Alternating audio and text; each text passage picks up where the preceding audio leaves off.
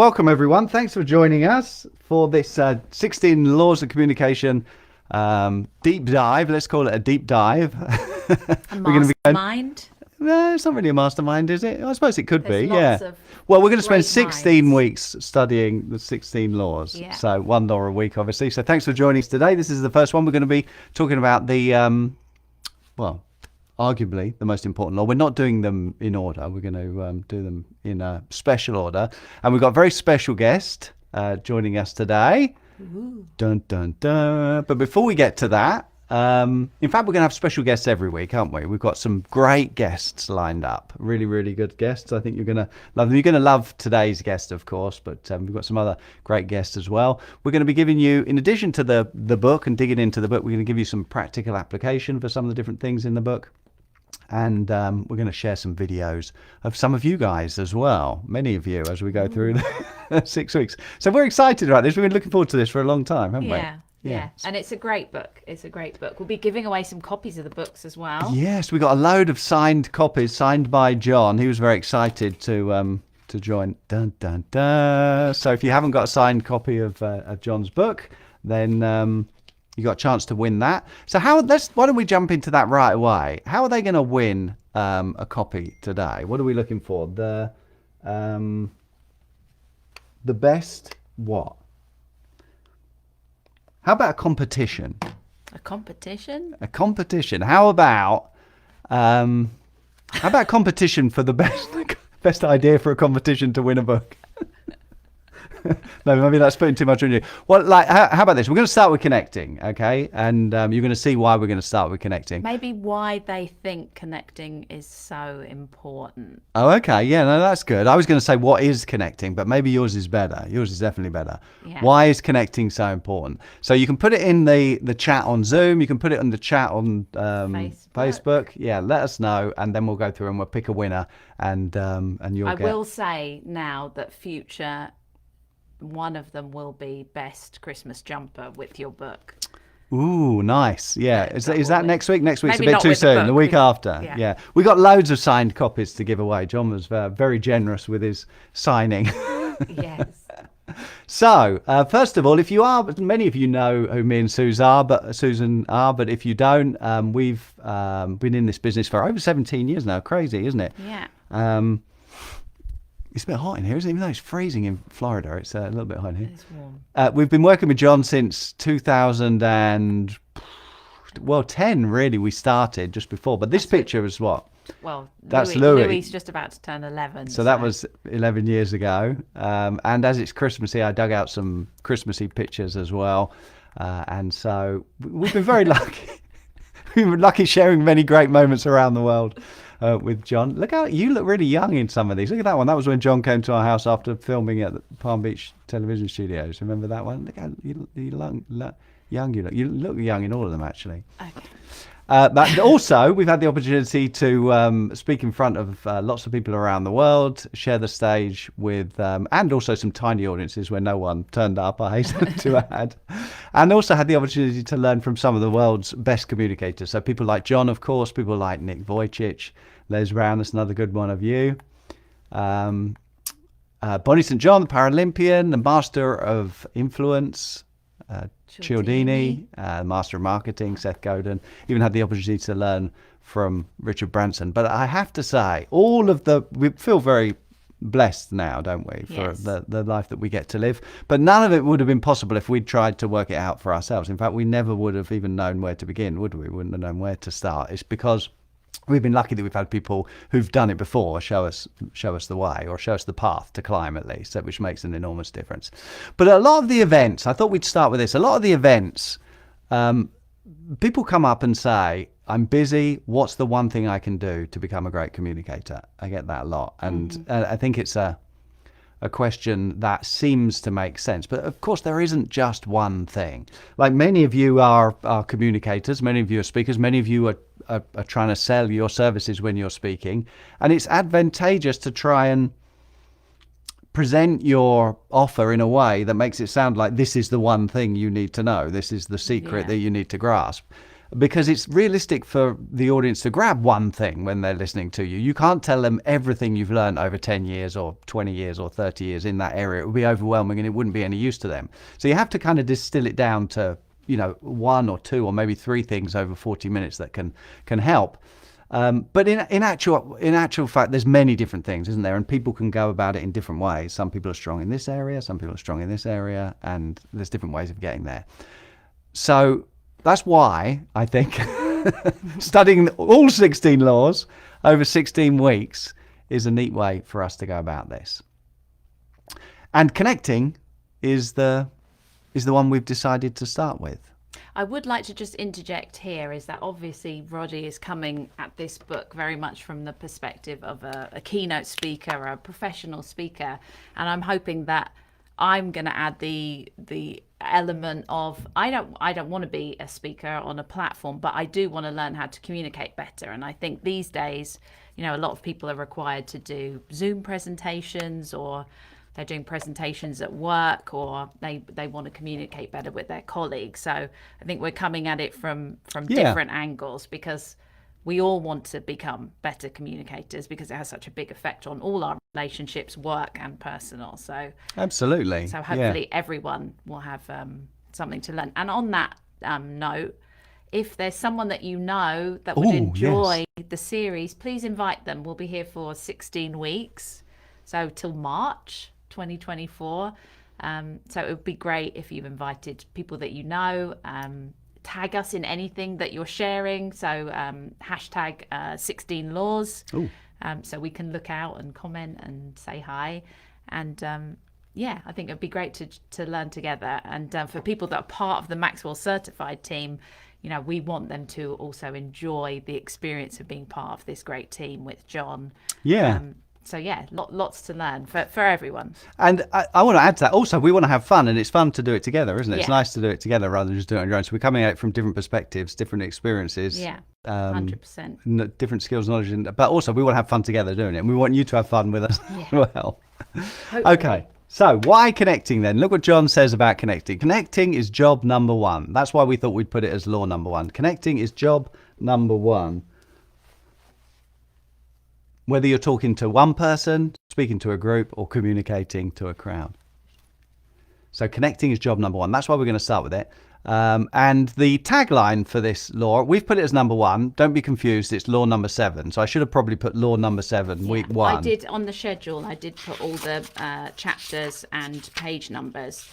But, John at the beginning of the law of connecting said, some books let you figure out, what's the most important part. But just to be clear, I'm going to make it really obvious that the law of connecting is by far the most important law. So I think it's a great place to start. Absolutely. And if we're going to talk about the most important law from this wonderful book, then we ought to really have the most wonderful special guest. Dun, dun, dun. Do you want, before we have a guess? Studying John Maxwell's 16 laws of communication, who could our special guest possibly be? This isn't an IQ test. Put it in the chat.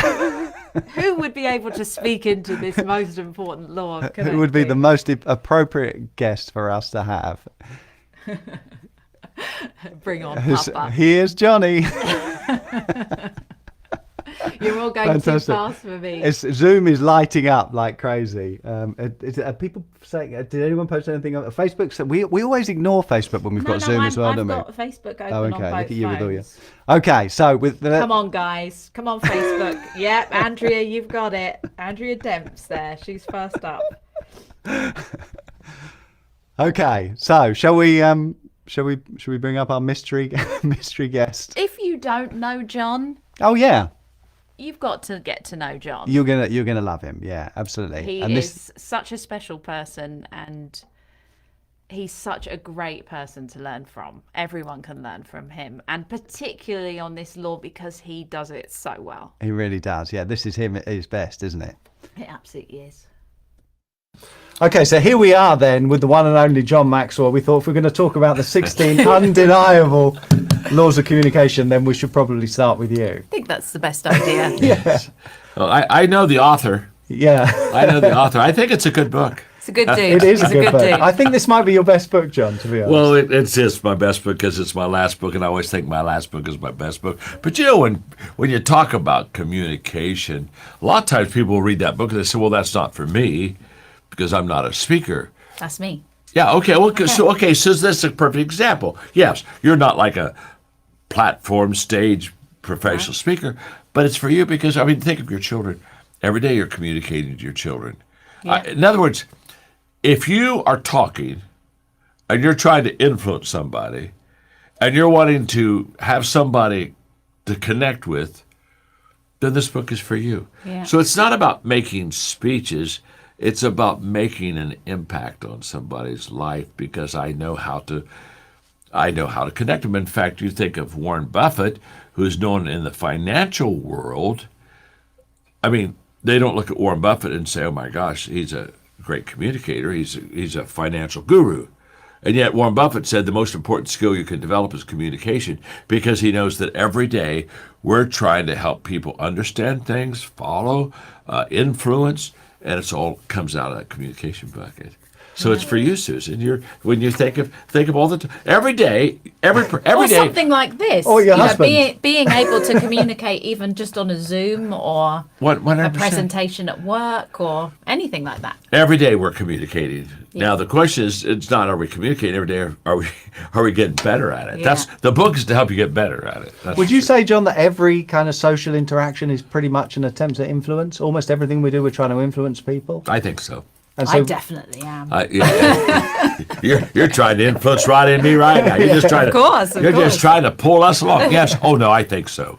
By all means. And so this is what I love about this book is the laws just work. Right. They just really work.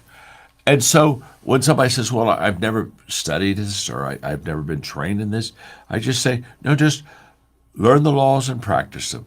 And you practice them one at a time. Maybe take a week and practice one law and you say, okay, I think I'm getting pretty good at that. Well, go to another law and do it in a process. One of our daughter's friends was looking for tips on communication the other day, wasn't she? And so she's 18. It applies to students as well, doesn't it? 100%. Job Interviews, seekers. college interviews. Yes, correct. All of that stuff. Yeah, absolutely.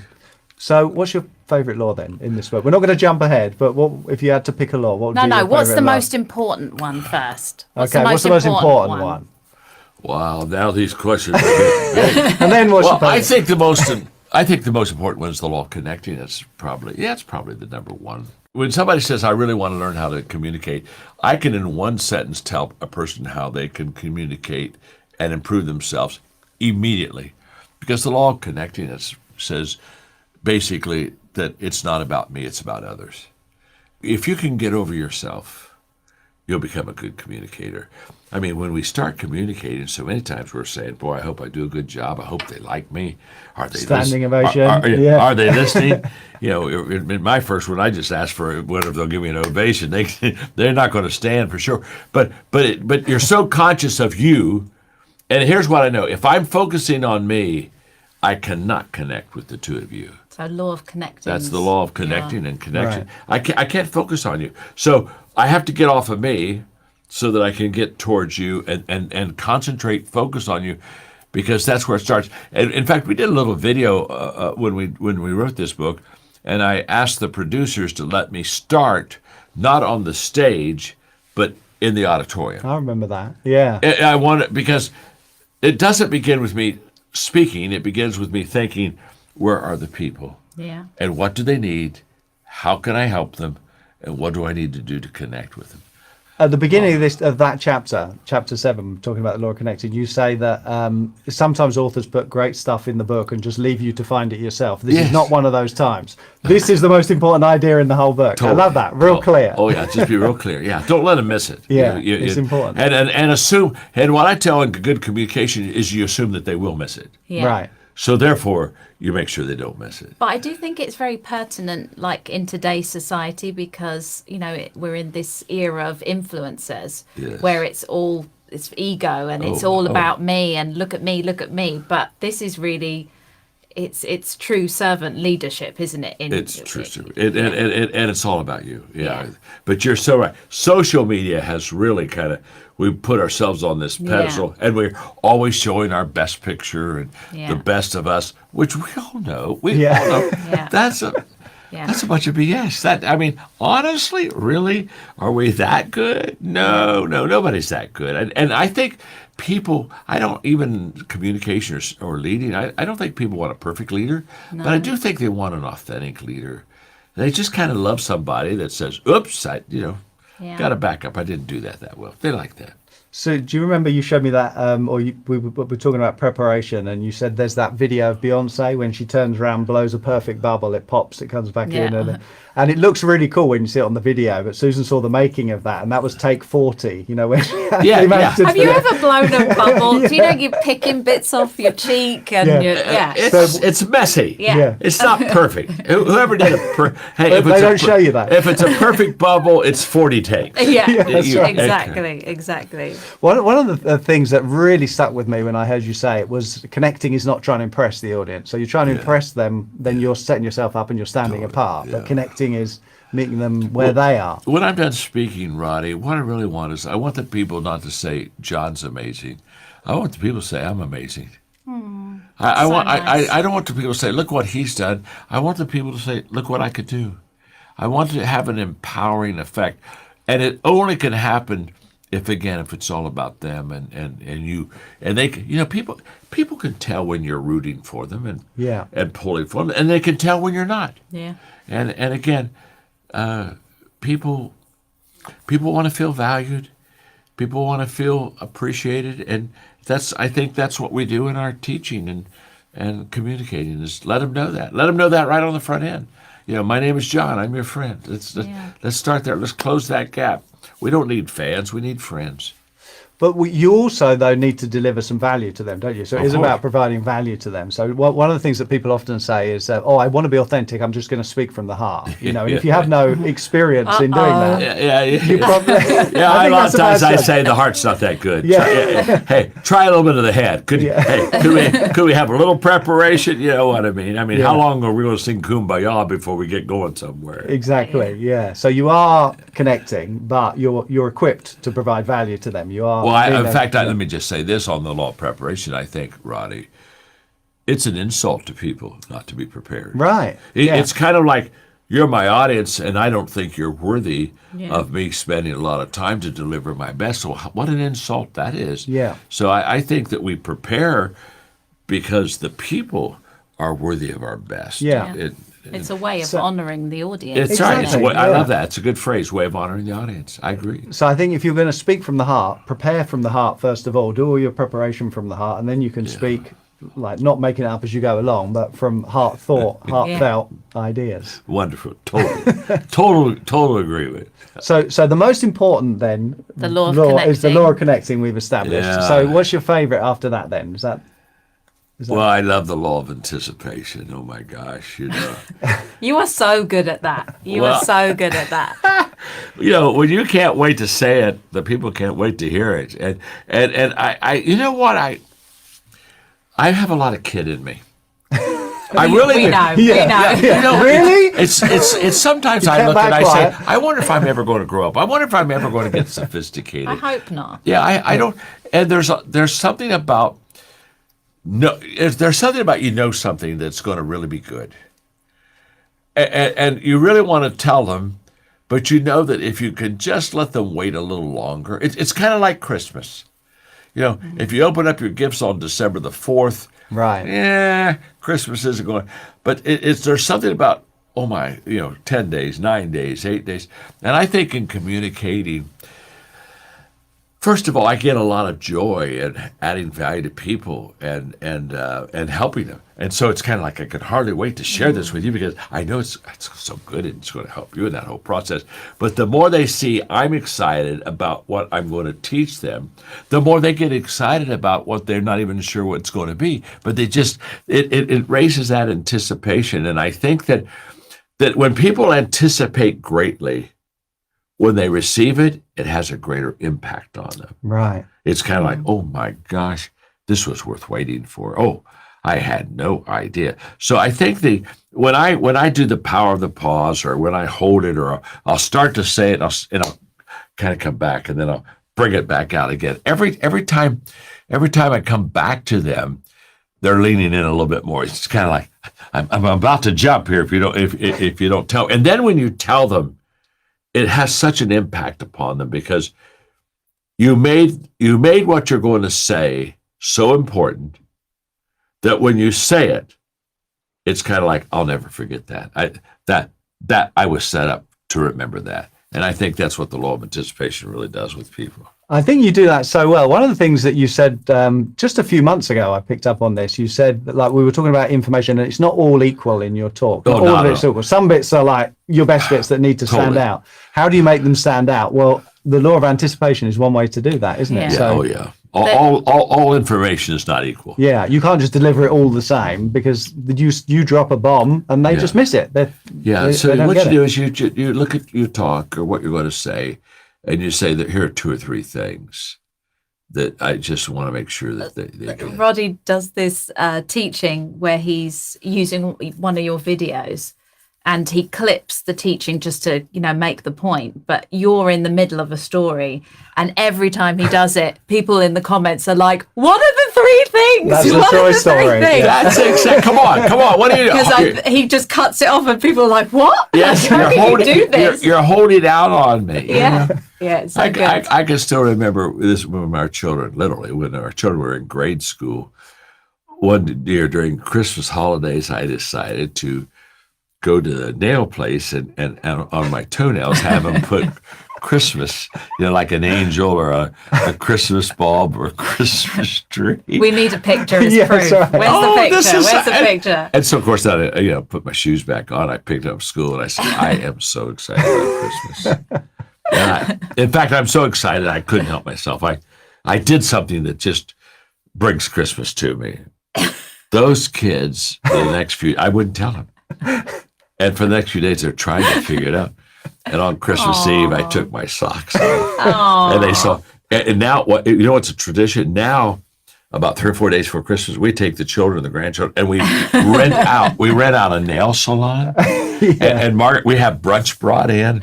We have brunch there, and we have contests on who's the most creative. And I give out awards on Christmas, and I called it "You Nailed It" award. Isn't that fun? That's brilliant. But again, it's anticipation. But that's a great example of making memories, isn't it? Which is also a good way to connect with people. It's a great way. It's a great way. It sure is. Fantastic. Okay, well, we better let you get on to your next. Yes. Well, I just love you guys, and I'm so happy that you're taking the book and making it live for people. Yeah. And I'm just excited about what you're going to be sharing each week about the book. And it's a great time to hang in there with you and learn and grow and get better. Yeah, people are going to love this. Yeah, it's a great book. Thanks for being you, John. Yeah, thanks, John. I sure love you guys. You're the best. You too. Take care. God bless. Ooh, so good. So good. He's a master, isn't he? Well done. John. Well done, John. Thank you. Yeah, and lots of you appreciating that. Incidentally, if you know someone that you think should be joining us on this stream, we didn't say that at the beginning, did we? But you can share it or put coming up. Did you say that? Yeah. Okay, cool. All right, so that was neat, wasn't it? What was one thing that kind of stood out for you? Because I know there's many things, but I think when I watched it back, I realized it's almost like goes beyond connecting, goes beyond like communicating and speaking. It's like what society needs without like sounding too over the top. But I just thought if more people were like John, with that very intentional connecting with others and like from a real place, not pretending because they want to make sales, not pretending because they want to look like a warm, likable person. I just think the world needs more people like John. More people like John, but more people those that values will maybe just connect in that way and be open and vulnerable enough to connect in that way. It really struck me when I watched it back. I was like, wow, well, he says it's all about others, doesn't it? Connecting is all about others. So I suppose it's valuing other people, being kind to other people, not about what you can get from it, but what you can give to other people. Yeah. Neat. How about you? There was quite a lot I liked in there. I had the feeling, I like the making moments. It would, to be honest, if John took his socks off at Christmas and I was there and I saw it, that would freak me out. It's like, I would like to see a picture. But like I had a feeling, I don't know about you, when listening to him, that it sounded like maybe the law of anticipation was really his favourite law, because he talks like that and he does it so well. Well, he said that connecting was the most important, but his favourite, I guess, where he's most playful himself. He gets to let his hair down and himself. What about you? What's your favourite law? Which one should we do next? Let us know, because we got an idea about what we might want to do. But if you have a we can be persuaded to alter the schedule. Yeah. So what's your favourite law? If everyone says, oh, and you always pick the same one, then we'll be like, oh, okay. Maybe we got it wrong. Okay, good. So we picked up on this already. The law of connecting is by far the most important idea in the world. Everyone picks up on that. I think that's a great point, and a great one to mention.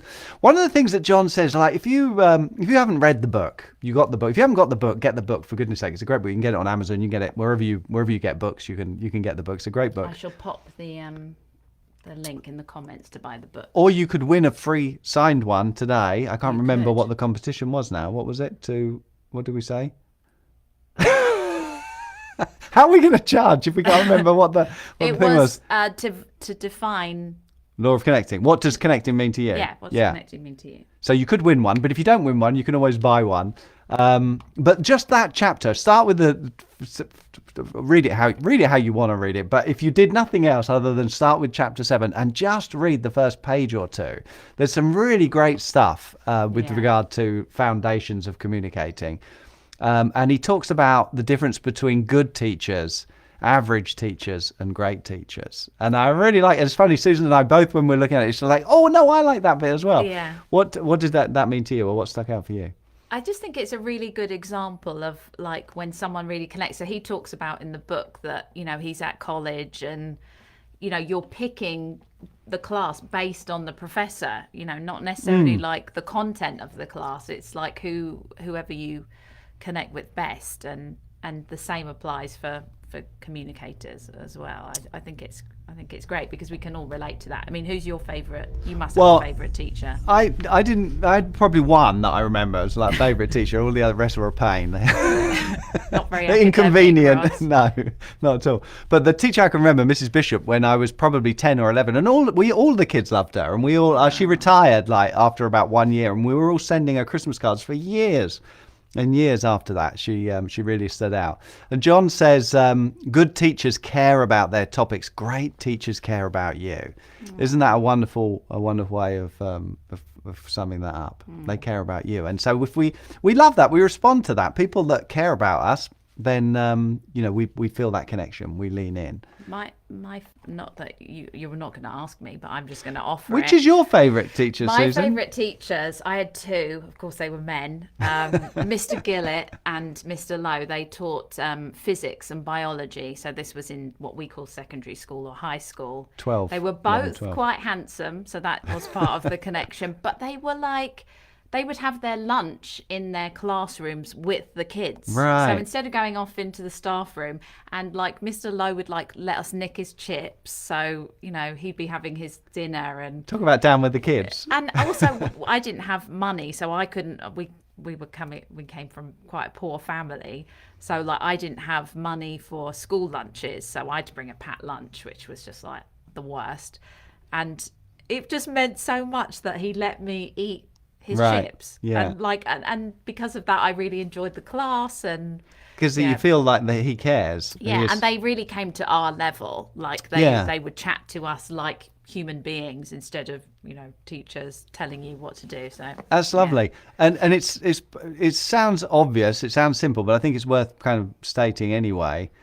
You could be the nicest person in the world and you could really care, but if you don't show it, if it's not perceived by the other person, then it's as if you're not. It's as if you're not kind and loving, even if you are. Do you have a favourite teacher? You asking me or you guys? No, you guys. Tell us, how many people? This is great research, isn't it? My chemistry teacher, I hated Mrs. chemistry. Sundari from school was a true connector. She cared so much about her students and believed we could do so much more than we thought possible for ourselves. Helga, yours is far better than mine, which is like mine were cute and gave me chips. I can't even remember why we all love Mrs. Bishop, but we just sent her cards. Oh dear. Okay, so here's something that he says in the book that I think we should highlight. People who focus on themselves want attention. So like, we talk about like connecting is all about others. It's not about you. Get over yourself. It's not about you. It's about the audience. It's always all about the audience. John says people who focus on themselves want attention. And I think, that's quite human, isn't it, to want attention. So I think we can understand that. Then he says speakers who focus on content give out information. So it's maybe not so much about you, but it's about you and your content. It's about giving out information. And then the third one, communicators who focus on others make a connection. And that connection is just so important, isn't it, for as a foundation, really, for influence. Oh, see, I'm just so distracted by these Go ahead. Amazing stories. Dwayne says, my math teacher, Mr. Sloter, he knew math was my strength. He believed in me and challenged me. One of the main reasons I went on to get an engineering degree. So people who believe in us is a great way to connect. People who believe in us, we lean into that, don't we? We love people who believe in us and see us at our best. It's a great example, Dwayne. I love that. Shall I move on, or you want to? No, more? Please. Okay. John mentioned this. When was this? Was it in the book club he said this, when he was saying that he studies speakers? He doesn't study comedians. We were at lunch or something. Was it? You asked him, yeah. I can't remember. He said that. I remember Bill Gove saying this. Which speakers do you study? I don't study speakers because they think they're in the information business. I study comedians because they know they're in showbiz. I think that's a neat and fun way of thinking about entertaining people enough that you hold their attention while you share great information with them. And so John talks about that, about comedians, work very, very hard, don't they, to earn a response from the audience.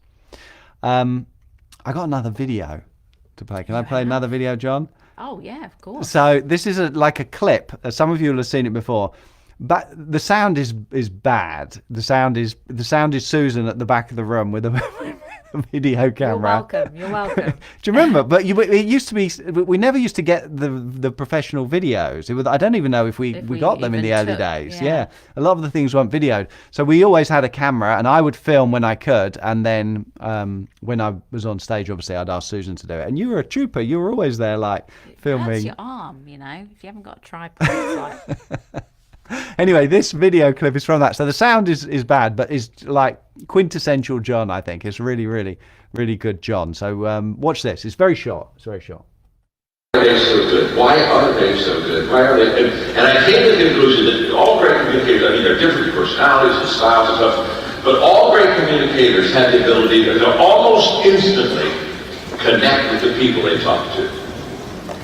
And so then I started asking myself, okay, what makes a person connect with people? And that was a whole different question, and that got me to a whole different level as far as communication is concerned. But anyway, I'm just really glad that you have Roddy, because I know what he'll do for you. And he's teaching me, literally, he's teaching me how I communicate. And it's kind of an interesting exercise. It's kind of like, I've never seen myself undressed before, you know what I'm saying? There it is. It's right before me. So anyway, good. All right. So that's the one. Okay. You don't have no idea how to go on the next question after that. So, you obviously got natural talent, but you've worked hard as well. I just look at that. I just spilled nothing. Water all over this. I'm so sorry. I'm just clumsy. Margaret, my wife, said that I know a person could walk across the living room, carry a coffee table with me, and not even know it.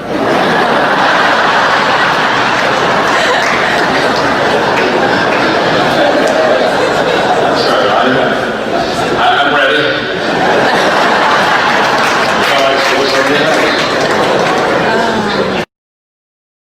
Isn't that great? Just such perfect John. And while we're talking about this topic of connecting, how do you not love him? That whole section, but just this little clip of it, all of it is John is having fun. He's enjoyable. He's He's being vulnerable. He spills water all over himself, and then he doesn't like hide it. He's not embarrassed. He just like stands up and shows us, and then turns it into something that we love him even more for afterwards. And how many people would? I mean, most people would be embarrassed, if they do something clumsy or silly. The human reaction normally is to try and hide it, exactly. or be like, I hope they didn't notice that I did this thing. In the book, he talks about in this chapter about when he rips his pants. Oh yeah. So he leans against the railing and rips a huge. And he has to kind of shuffle around the stage. But then he makes a thing out of it, doesn't he? But he asks someone in the audience to go and buy him a pair of pants, and he makes like a joke, and he says that's how he communicated with them. But you have to put yourself on the line, I think, then you got to be comfortable to have to do that level of connection. You have to be willing to put yourself out there, which I think I've got to work on. John is a master, so it's not surprising that he's so good at it. But what a difference it makes. We connect with him, we love him. It's not, and he says in the chapter, some people think it's all about the content, and content is important, but connecting is more important than the content. Yeah. And this is just a simple example of him having fun with the audience, and we love him because of it. This is another great line from John, thinking about connecting. He says, connecting is not primarily about learning to become a better presenter. So it's not about learning skills to become a better presenter. It's not something to develop like that. It's about becoming the kind of person other people want to connect with. I'm just going to interject there. Kate, I hear you. We will subtitle the videos when we put the recordings up. So please do register if you haven't already, because then you'll get the recording and they will be subtitled for you. Thank you for pointing that out. Thank you. Great. Excuse me. So it's about becoming that type of person. It's how you show up rather than what you do. It is kind of what you do, but what you do out of who you are, rather than trying to learn skills to trick people. I think that's really neat. I saw a great quote yesterday that I thought really enlarged on this. It was from the great James Baldwin. It said, "The longer I live, the more deeply I learn that love, whether we call it friendship or family or romance, is the work of mirroring and magnifying each other's light." And I think that's what awesome. John does. He's mirroring the light, and it just makes everyone brighter, and the audience. And to your point, that's in life. It's not just about as a speaker, and not just when you're doing a lunch and learn or a keynote or whatever. Or just when we're communicating as a married couple. If you're diminishing me or making me feel lousy, I'm not going to reciprocate anything good to you, am I? You don't. You know that I don't. So it's across the board, not just when we're up on a platform. Absolutely. Okay. The good news is connecting is though learnable. We can learn to develop those abilities to be that person that, because remember, the audience, you say, what is connecting? Well, the connecting is the difference between the audience sat back like this, all judgy. Go on then, off you go. And them kind of opening up, softening up, leaning in a little bit. And rightly so. Yeah. And rightly so, because you don't want to open up to anyone. And also, our time is precious. I'm You're very very wary. judgy.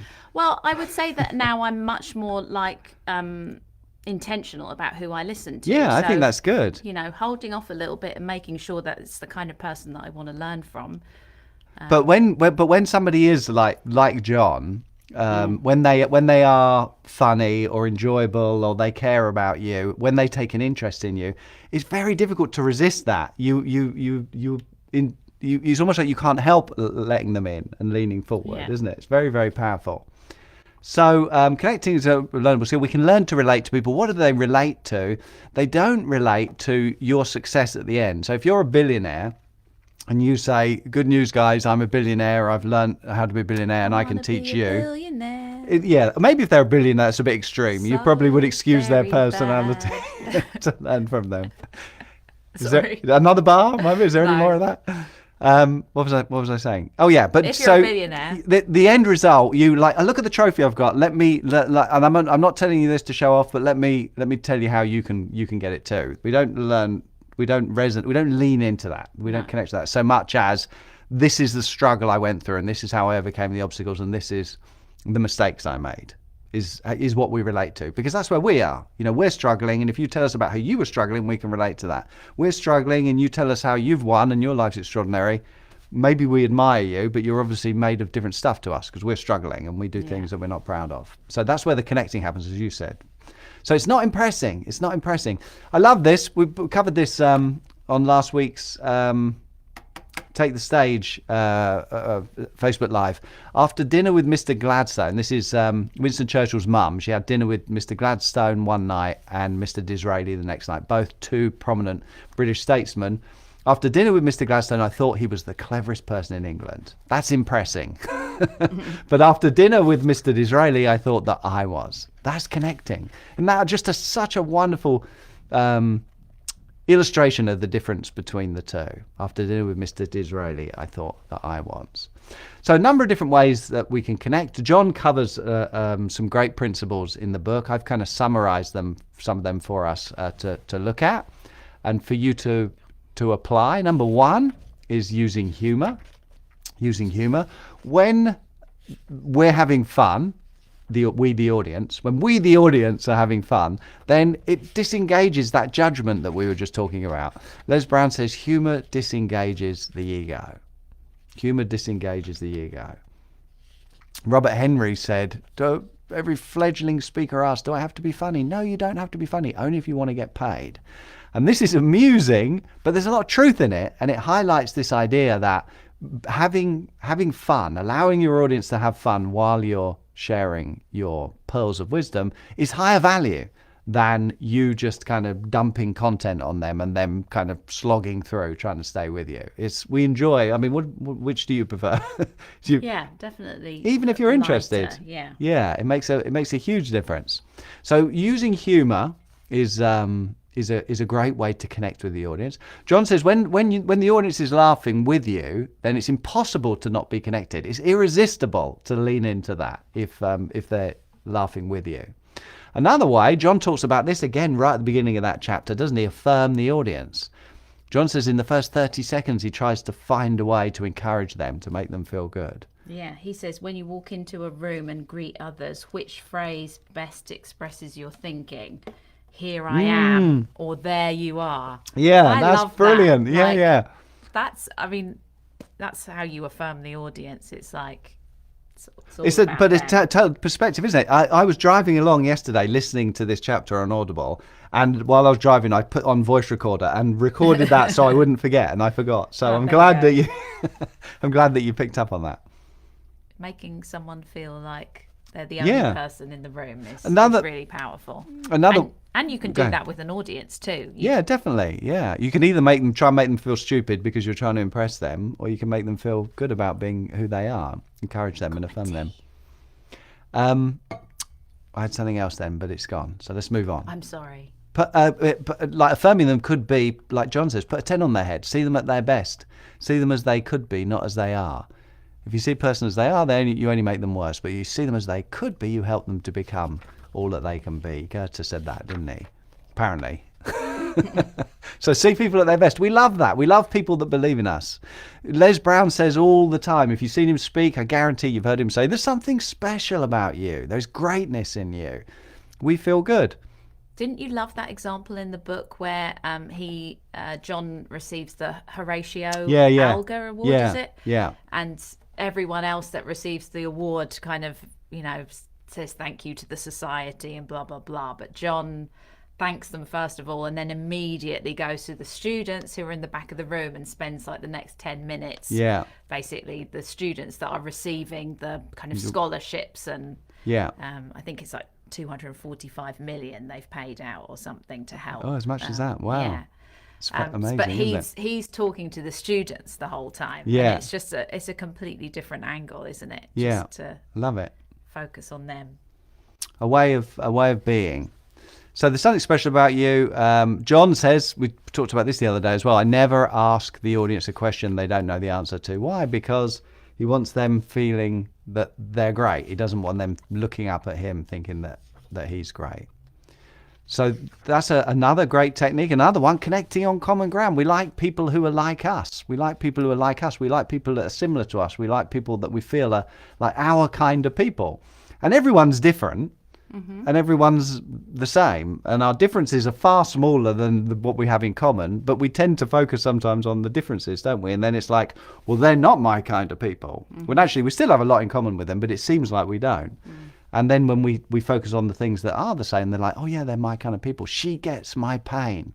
She understands me. And if someone in the audience is thinking that, she understands me, then they're much more likely to come to you for help, to buy your program or whatever.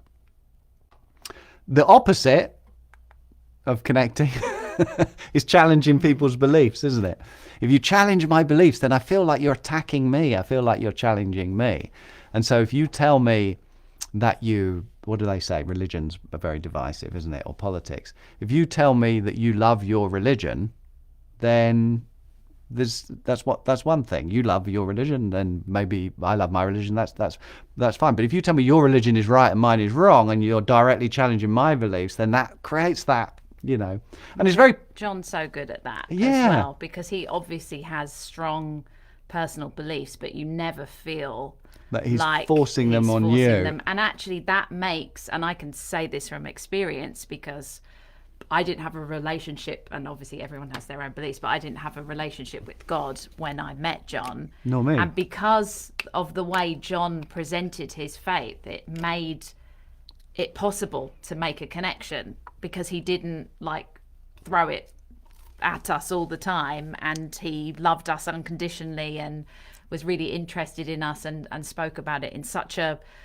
I don't know what the word is, but a It was very helpful. non-threatening way. Yeah, accessible. Then you're more open to it. But that goes for like when you're speaking Yeah. to or communicating. It's, do you really want to? You don't want to start off at the point where people are already closing the door on you. You want to start where people feel like they can come to you, and then maybe later on in the relationship you can talk more about your beliefs. And So politics is a good example, isn't it? If there's a room full of people, maybe half of them are Republicans and half are Democrats, for argument's sake, but they all might buy your program. So do you need to tell them which one you are and divide them? Do you love them? Yeah, irrespective. It's not about Your that. program, like, do you love people and do you want to help people? And if you So that's the bit you have in common then, connect isn't with it? them Yeah. and find that common ground, whatever it may be, and just avoid the stuff Divisiveness. Unless sometimes you want to Yeah. do that. That's different.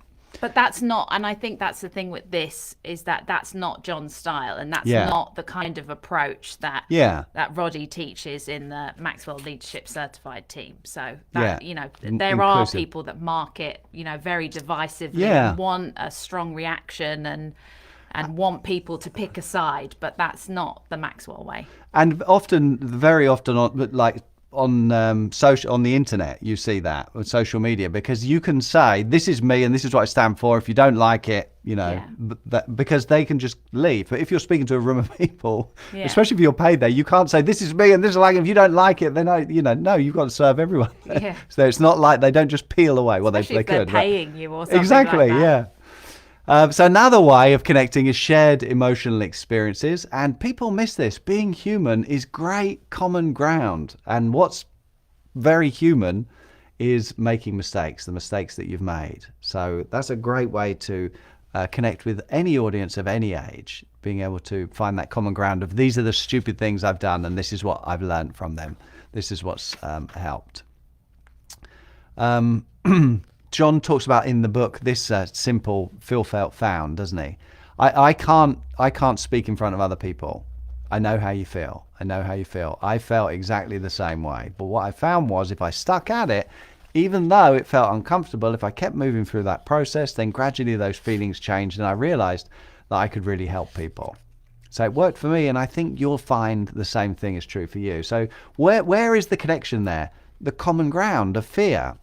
I know how you feel. Because I felt the same way. I know you've heard it before, many of you, but that doesn't mean that necessarily you're using it effectively. But it's very simple and can be overused, of course. But it's a great way of capturing this common ground. One way, and a shared emotional experience. Conversational intimacy is another one, real quick. That makes a big difference. Conversational intimacy, and conversational intimacy is the intimacy of a conversation between good friends. So rather than being very officious and you're in a role and you're, speaking at the audience and you're in a, maybe you're leaning on the lectern. And I always think it's funny when people start out, unaccustomed to public speaking as I am, Yes. In closing, there's all these kind of things that people say as a speaker, in the persona of a speaker. And we don't talk like that in conversation. We don't talk like that in that kind of conversational setting. So there's an intimacy to that which people really connect to. And when you said, I meant to mention this earlier actually, when you were talking about John and they're trying to hide, he didn't try and hide the spilt water. When I asked him about that, he said, if you think about it, you wouldn't do that in conversation. If you were in conversation and you spilt water, you'd go, oh, sorry, hang on. Like, have you got a cloth? I've just spilt. Yeah. And that would be very natural. True. But on stage, when you're a speaker, you have to be perfect and urbane and polished and professional, and you can't make mistakes. You can't be human. Have you got a bit of gem that you're going to share? No, I was just looking down, at the book. No gems? Oh, well, I've got lots of gems. I'm just keeping them up my sleeve for later. We've got 8 minutes left. Okay. Conversational intimacy is one of the fastest ways to connect with an audience, particularly when they don't know you. It's very appropriate, very appropriate. All right, so anything to add at this point, Suze, or can we go to our guest speaker for this week? I think that this is a great example of conversational intimacy, the subject matter and the way that our speaker presents his topic, and it's funny and engaging. Yeah, I think it's a really good example of a story well told. And it's impossible not to like him, really, isn't it? It's very likable. All right, so let's watch this, and then we'll talk quickly about it, and then we'll pick a winner. How are we going to pick a winner? We need to pick a winner. That's your responsibility. We'll announce the winner next week. Oh, we're not telling them today? No, we're not going to tell you today because I want to read them, and I want to we have to be. Yeah, okay. So it feels like we're not delivering this week, but then each week thereafter we'll be delivering for the previous week. Yeah. I think that's better, right, guys? You want us to read them and actually do it properly. Yes. I'd just say Anupama says Susan is a gem. Oh no, she didn't. Or did she? Or was that somebody else? It moves too quickly. Anyway, let's watch this week's speaker. I was a gem. Thank you, Mark. Let's watch this week's speaker.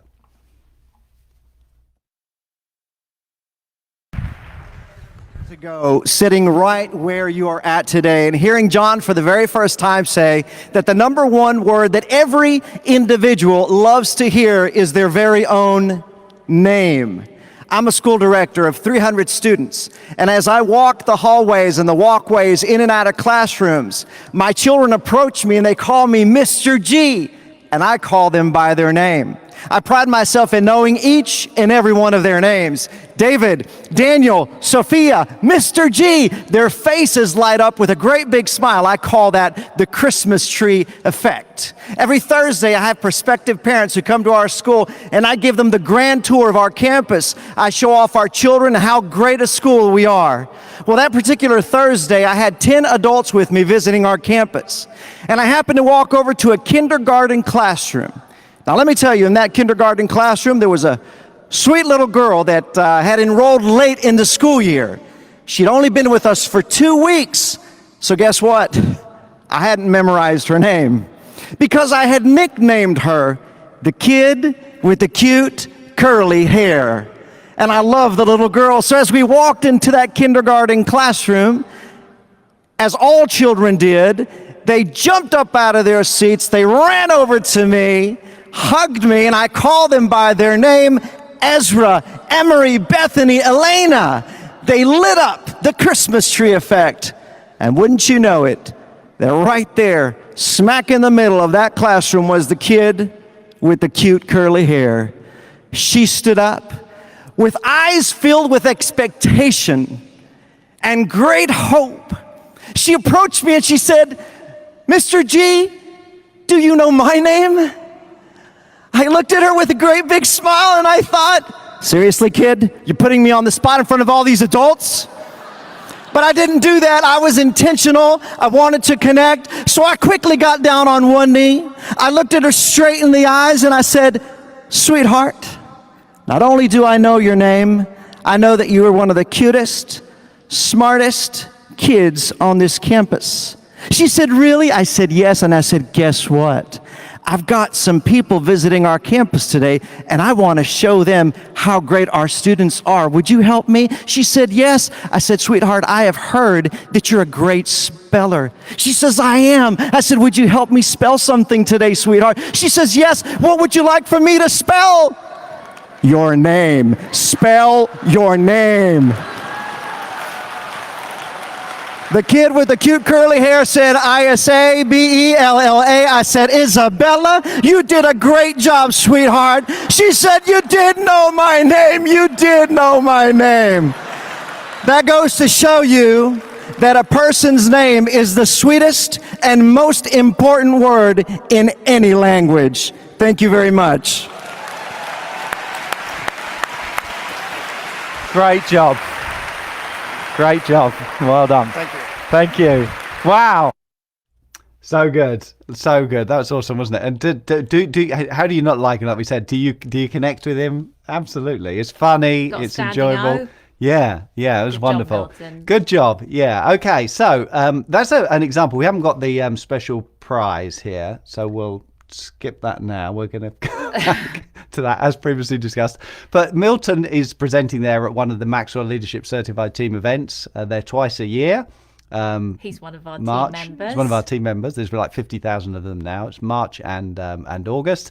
And if you're interested in becoming a team member, then we would love to have you. All you need to do to find out more, don't worry, your credit card will not automatically be charged just by going to this URL. Just But to find out more. just go to speak.leadwithjohn.com. Up comes a simple form like this, speak.leadwithjohn.com. You fill it out. And then you can have a chat with the program advisor, and they'll ask you a few Our questions. program advisors are The so best. awesome. They really They've are. all been through the certification. They're at all the they're- events very often. Yeah, you'll get to meet them as well. They're so great, such a great addition. And if there's someone that you feel might be interested in joining the team, you can tag them. Yeah, Tag absolutely. Them on Facebook.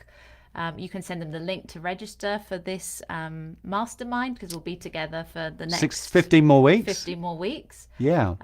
We would love to see some new happy Yeah, faces. on because if the you're team. interested in becoming a speaker or a coach or leadership, then this is the best place to come. It really is. So just go to speak.leadwithjohn.com, fill out the form as I said. If you're interested in speaking, one of the wonderful, I mean, we haven't got I'm not going to tell you about the program. Let the program advisors do that if you think it might be interest to you. But from a speaking perspective, one of the things you need is something to speak on. And you get access to John's content. So you're trying to work out what your signature story is or what your keynote is going to be about. Use John's content in the meantime. So Leadership Gold, Put Your Dream to the Test, Becoming a Person of Influence, 15 Laws, How to Be a Real Success. These are all great, great books. Everyone Communicates, Few Connect, of course. John's one of his latest best-selling books, Change Your World. And you get everything you need: scripts, templates, PowerPoints, mastermind guides, teaching videos, etc., etc. So it's no obligation. Nothing is at stake. Just jump on the call with one of the program advisors, speak.leadwithjohn.com, and find out for yourself. If I'm right, if we're right, and it's a great next step for you, if that's what you're interested in, then it will be the best phone call you've ever made. And if we're wrong... And we'll get to meet you, And maybe, and come on and tell us. IMC in March. We met anyone that does actually join. We should do something special for them. I wonder what we could do for them. Yeah, let's think about that. Yeah. Oh, I bet we could do something really special.